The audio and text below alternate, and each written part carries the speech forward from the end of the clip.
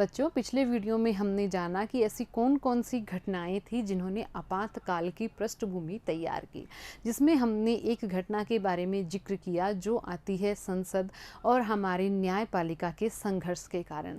वहाँ हमने एक जगह बात की थी कि इसका चरम बिंदु इस संघर्ष का तब आया था जब एक उच्च न्यायालय ने इंदिरा गांधी की निर्वाचन को अवैध करार दे दिया था, अवैध घोषित कर दिया था। क्या हुआ था उच्च न्यायालय के इस निर्णय के बाद में, क्या रहे इस निर्णय के परिणाम, किस रूप में आई ये परिघटना हमारे सामने, चलिए जानते हैं विस्तार से इस वीडियो में। तो देखिए, इंदिरा गांधी के निर्वाचन को अवैध करार दिया। किसने दिया? एक उच्च न्यायालय, और वो उच्च न्यायालय था इलाहाबाद उच्च न्यायालय। इस उच्च न्यायालय ने 12 जून 1975 को अपना एक निर्णय दिया। इस निर्णय के अंतर्गत जो इंदिरा गांधी हैं उनका लोकसभा के लिए चुनाव है वो अवैध है। क्यों अवैध है? क्योंकि एक समाजवादी नेता थे राजनारायण, उन्होंने ये चुनाव याचिका दायर की थी। और तर्क क्या था, मसला क्या था कि इंदिरा गांधी की निर्वाचन को चुनौती देने का तर्क था कि चुनाव प्रचार में सरकारी कर्मचारियों की सेवा का इस्तेमाल किया गया था। यानी कि इंदिरा गांधी ने अपने चुनाव प्रचार में सरकारी कर्मचारियों की सेवा ली थी, इसलिए इनका जो ये निर्वाचन है वो अवैध है। और इसी आधार पर इलाहाबाद उच्च न्यायालय ने इंदिरा गांधी की निर्वाचन को अवैध घोषित कर दिया था। तो अब क्या होगा? अब इसका मतलब ये हुआ कि इंदिरा गांधी अब लोकसभा की सदस्य नहीं है और प्रधानमंत्री पद पर बने रहने के लिए उन्हें 6 माह के अंदर अंदर लोकसभा की सदस्यता ग्रहण करनी पड़ेगी, अन्यथा उन्हें प्रधानमंत्री का पद छोड़ना पड़ेगा। देखिए, इंदिरा गांधी अब कानूनन सांसद नहीं रही। 6 माह की अवधि में सांसद निर्वाचित नहीं होती हैं तो उन्हें प्रधानमंत्री का पद छोड़ना पड़ेगा, वो प्रधानमंत्री भी नहीं रह सकती हैं।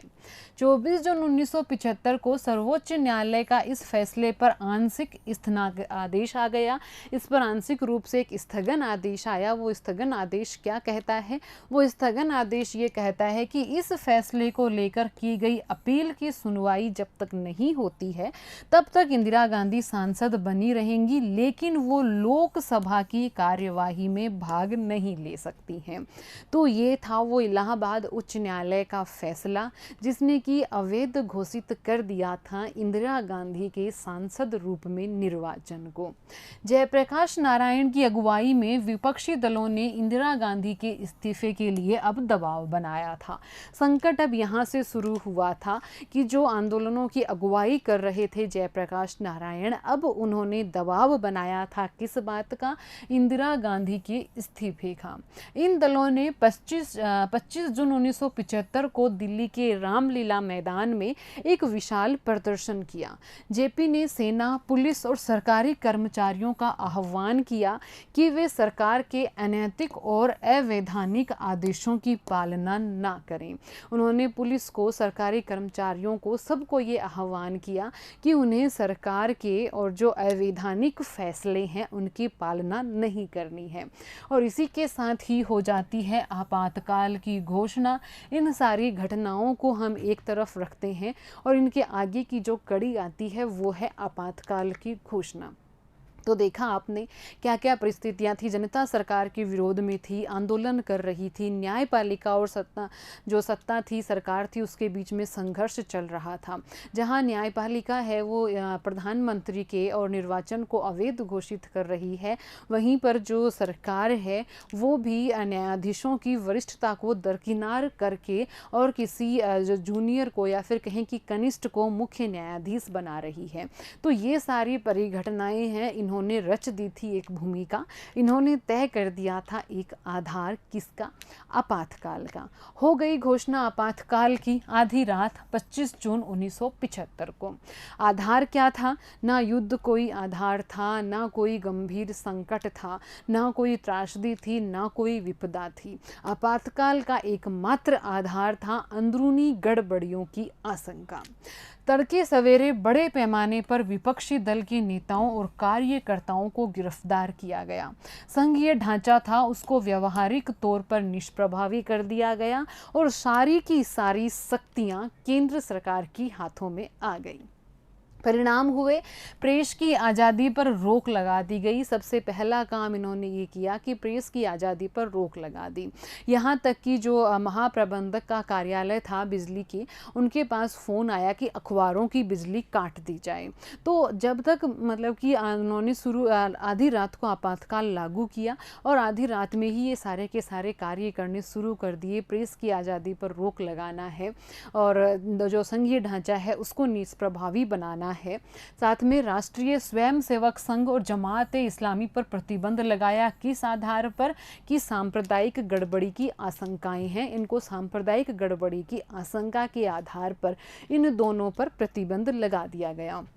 नागरिकों के मौलिक अधिकार निष्प्रभावी कर दिए गए। धरना प्रदर्शन हड़ताल है, इनकी अनुमति अब नहीं रही। अब धरना प्रदर्शन हड़ताल नहीं हो सकते हैं। सरकार ने निवारक नज़रबंदी का बड़े पैमाने पर इस्तेमाल किया। निवारक नज़रबंदी क्या होता है, ये भी हमने कक्षा 11 के अध्ययन में बहुत अच्छे से पढ़ा था।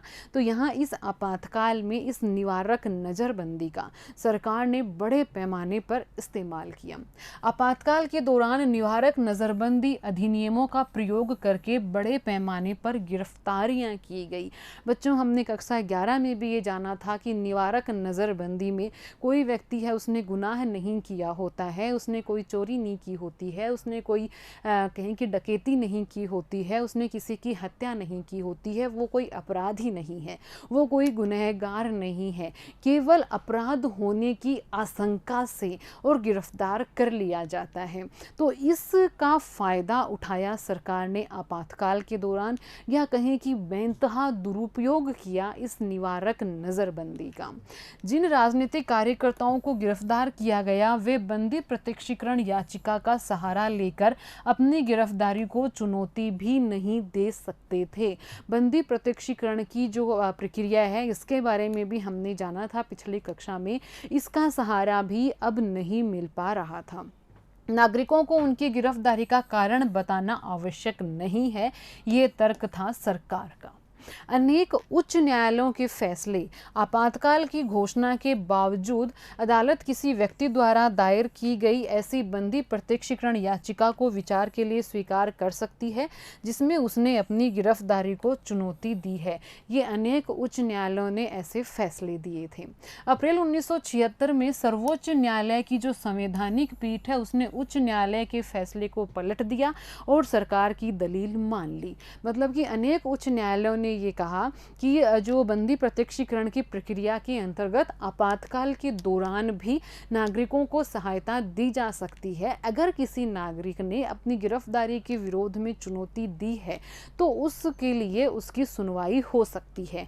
लेकिन सर्वोच्च न्यायालय की संवैधानिक पीठ ने इन उच्च न्यायालयों के फैसलों को पलट दिया और सरकार की दलील को मान लिया। दलील क्या थी कि गिरफ्तारी का कारण बताना आवश्यक नहीं है, अर्थात सर्वोच्च न्यायालय का सर्वाधिक विवादास्पद निर्णय रहा। और इसका अर्थ ये हुआ कि सरकार आपातकाल के दौरान नागरिकों से जीवन जीने का अधिकार और स्वतंत्रता का अधिकार भी वापस ले सकती है। देखिए कितना विडंबनापूर्ण था ये निर्णय कि सरकार गिरफ्तार किए जा रही है निवारक नज़रबंदी कानून का बेहिसाब दुरुपयोग करके। आम जनता को, कई बेगुनाह लोगों को, ऐसे व्यक्तियों को जिनके खिलाफ कभी कोई मुकदमा नहीं हुआ, कभी कोई शिकायत नहीं हुई, उनको जेलों में ठूंसा जा रहा है। और जो संविधान ने हमें मूल अधिकार दिए थे, जिसमें हमें बंदी प्रत्यक्षीकरण का अधिकार मिलता है, उस अधिकार का भी हम इस्तेमाल नहीं कर पा रहे हैं। सर्वोच्च न्यायालय तक के फैसलों को बदला गया, अर्थात आपातकाल के दौरान नागरिक अपने जीवन का अधिकार और अपने मूल अधिकार दोनों को ही नहीं प्राप्त कर सकते हैं, दोनों ही उनके निष्प्रभावी कर दिए गए। आपातकाल का विरोध किस तरह से हुआ देखते हैं अपन। जो राजनीतिक कार्यकर्ता गिरफ्तार होने से बच गए थे वो भूमिगत हो गए और उन्होंने भूमिगत होकर सरकार के खिलाफ मुहिम चलाई। इंडियन एक्सप्रेस, स्टेटमेंट जैसे अखबारों ने प्रेस पर लगी सेंसरशिप का विरोध किया। जिन समाचारों को छपने से रोका जाता था उनकी जगह वो खाली छोड़ देते थे। मतलब कि जो समाचार पत्रों पर हमने बात की कि सेंसरशिप लगा दी गई थी और कोई भी न्यूज़ है, कोई भी समाचार है, वो सरकार की अनुमति के बिना नहीं छापा जा सकता था। तो सरकार जिन समाचारों को छापने से रोक देती थी उनके लिए, उस समाचार के लिए ये जो अखबारों में और इस तरह से खाली जगह छोड़ दी जाती थी। ये तस्वीर आपकी किताब में भी बनी है, आप देख सकते हैं कि अखबार में ये खाली जगह छोड़ देते थे कि यहाँ जो खबर थी वो सरकार ने छपने से रोक दी है, और बाद में सरकार ने इस खाली जगह को छोड़ने पर भी रोक लगा दी थी। सेंसरशिप को धत्ता बताते हुए अनेक न्यूज़लेटर और लिफलेट्स निकले। पद्म भूषण से सम्मानित कन्नड़ लेखक शिवराम कारंत और पद्मश्री से सम्मानित हिंदी लेखक फणीश्वर नाथ रेणु ने अपनी पदवी वापस लौटा दी। तो इस तरह से आपातकाल का विरोध भी एक बड़े स्तर पर जनता कर रही थी। इंदिरा गांधी के मामले में इलाहाबाद उच्च न्यायालय के फैसले की पृष्ठभूमि में संविधान में संशोधन हुआ, क्योंकि इलाहाबाद उच्च न्यायालय ने एक प्रधानमंत्री पद पर बैठे व्यक्ति के और सांसद रूप में निर्वाचन को अवैध घोषित कर दिया था। तो अब संविधान में संशोधन हो गया। इस पृष्ठभूमि में क्या हुआ संशोधन कि प्रधानमंत्री, राष्ट्रपति और उपराष्ट्रपति पद के निर्वाचन को अदालत में आप चुनौती नहीं दे सकते हैं।